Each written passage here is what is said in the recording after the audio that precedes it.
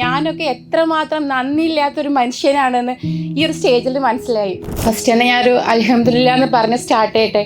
ഒരുപാട് റിലാക്സ്ഡ് ആയിട്ട് ഫീൽ ചെയ്യുന്നുണ്ട്. ഈ ഒരു സ്റ്റേജിന് എന്തോ ഒരു പവർ ഉണ്ട്, ശരിക്കും ഒരു മാജിക്കൽ പവർ ഇവിടെ ഉണ്ട്.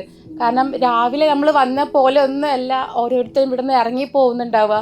പിന്നെ ഇന്ന് മനസ്സിലാക്കിയ വലിയൊരു കാര്യം എന്താ വെച്ചാൽ ഞാനൊക്കെ എത്രമാത്രം നന്ദിയില്ലാത്തൊരു മനുഷ്യനാണെന്ന് ഈ ഒരു സ്റ്റേജിൽ മനസ്സിലായി.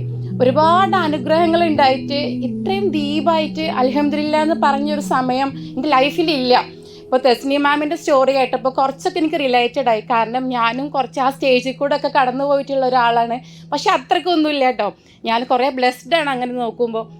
അപ്പോൾ ശരിക്കും ഒരുപാട് തിരിച്ചറിവുകളാണ് ഉണ്ടായിട്ടുള്ളത്. ഒരുപാട് നന്ദി പറയാണ്. ഈ അഫ്സൽ സാറിനെ പരിചയപ്പെടാൻ പറ്റിയതുകൊണ്ടാണ് ഇവിടെ വരെ എത്തിയത്. പിന്നെ ഈ ഹോൾ ടീം ഒരുപാട് ഉയരങ്ങളിൽ എത്തട്ടെ എന്ന് ഈ ഒരു സമയത്ത് ഞാൻ പ്രാർത്ഥിക്കുകയാണ്. Thank you.